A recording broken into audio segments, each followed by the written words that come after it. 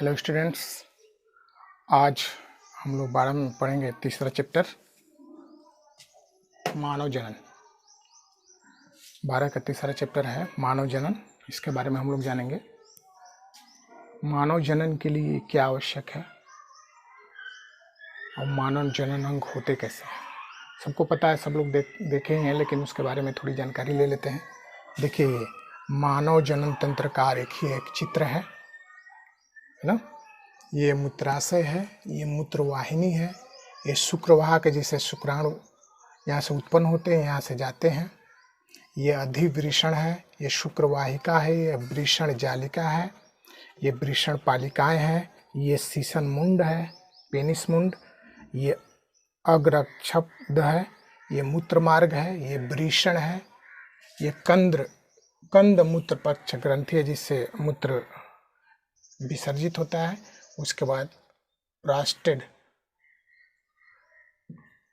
Prostate ग्रंथि है जो एक तरल पदार्थ उत्पन्न करती है, इसके बारे में जानेंगे। और ये शुक्राशय है जिससे शुक्राणु उत्पन्न होते हैं। तो इसके बारे में जान लेते हैं कि मनुष्यों में जनन अंग कब क्रियाशील हो जाते हैं या कब कार्य करना शुरू कर देते हैं। तो थोड़ा सा इसके बारे में जान लेते हैं। मनुष्य में जनन अंग मादा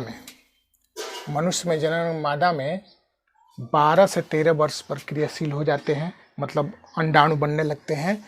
और वही पुरुषों में 15 से 18 वर्ष के जब आयु होती है तब वो क्रियाशील होते हैं, मतलब शुक्राणु स्पर्म बनने लगते हैं। आप लोग से पूछेगा कि मानवों में जनन अंग कब क्रियाशील हो जाते हैं, तो बोलेंगे कि मादा में 12 से 13 वर्ष के होते हैं तब अंडाणु बनने लगते हैं, और पुरुषों में जब 15 से 18 वर्ष के होते हैं तो उसके स्पर्म बनने लगते हैं। क्लियर। उसके बाद दूसरा है, नर में एक जोड़ी अंडाकार ग्रंथियां होती हैं। देखिए, ये एक जोड़ी अंडाकार ग्रंथियां हैं, ठीक है, जिन्हें वृषण कहते हैं। कोई पूछेगा वृषण क्या है, तो बोलोगे कि मानव में एक जोड़ी अंडाकार ग्रंथियां होती है जिसे वृषण कहते हैं। ये एक थैलीनुमा धानी में स्थित होता है।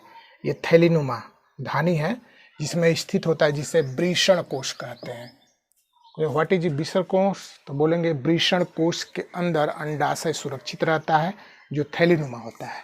उसके बाद वयस्कों में प्रत्येक वृषण अंडाकार होता है। क्लियर है, अंडाकार होता है, वृषण अंडाकार है।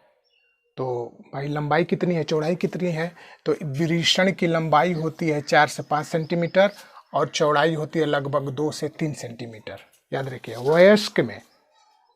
वयस्क में वृषण अंडाकार होता है, शिशुओं में भी अंडाकार होता है, लेकिन वयस्क का एक माप है कि वयस्क में अंडाकार की लंबाई कितनी होती है, तो 4 से 5 सेंटीमीटर और चौड़ाई होती है 2 से 3 सेंटीमीटर। ठीक है। प्रत्येक वृषण में कितने कक्ष होते हैं, तो प्रत्येक वृषण में 250 कक्ष होते हैं जिन्हें वृषण पालिका कहते हैं। देखिए, ये वृषण पालिका ये फिगर में दिया है, जैसा कि चित्र में देख रहे हैं आप लोग। ये वृषण पालिका यहाँ स्थित है, जो कितनी होती है संख्या में, 250। ठीक है। प्रत्येक वृषण पालिका के अंदर 3 अति कुंडलित, देखिए यहाँ है ये कुंडलित, ये 3 अति कुंडलित शुक्रजनक नलिकाएं होती हैं जिन्हें शुक्राणु पैदा किए जाते हैं। ये यहाँ से शुक्राणु पैदा होते हैं, ये नालिका से होते हुए यहाँ आकर सीसन में और यहाँ से मदाओं में प्रवेश कर दिया जाता है। फिर एक बार देखिए, प्रत्येक वृषण नालिका के अंदर 1 से लेकर 3 अति कुंडलित शुक्रजनन नालिकाएं होती है जिनमें शुक्राणु पैदा किए जाते हैं। किसमें शुक्राणु पैदा किए जाते हैं? इन्हें नर जन्म कोशिकाएं या सर्वटोली कोशिकाएं कहते हैं। आप लोग से पूछेगा शुक्राणु जिसमें जन्म पैदा होते हैं या उत्पन्न होते हैं उसको क्या बोलते हैं, तो नर जन्म कोशिकाएं या सर्वटोली कोशिकाओं से शुक्राणु जन्म लेते हैं या उत्पन्न होते हैं। ठीक है। उसके बाद अगला है, वृषण टेस्टोस्टेरोन हार्मोन स्रावित करता है। वृषण से कौन सा हार्मोन स्रावित होता है? टेस्टोस्टेरोन। प्लस पूछेगा कि वृषण से कौन सा हार्मोन स्रावित होता है, तो आप लोग बोलेंगे टेस्टोस्टेरोन हार्मोन स्रावित करता है, जो पुरुषों में द्वितीय लैंगिक लक्षण उत्पन्न करता है।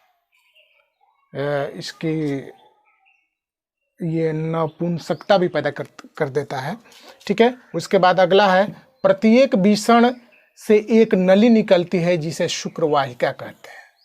देखिए ये शुक्रवाहिका, प्रत्येक वृषण से ये निकला है, ये शुक्रवाहिका।